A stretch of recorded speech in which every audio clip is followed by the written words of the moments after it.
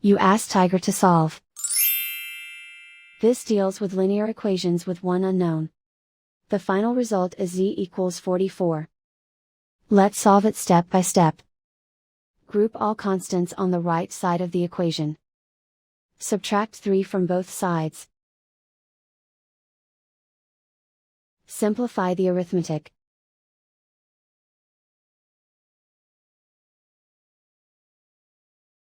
Isolate the z.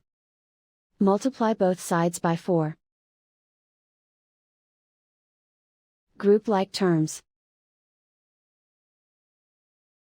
Multiply the coefficients.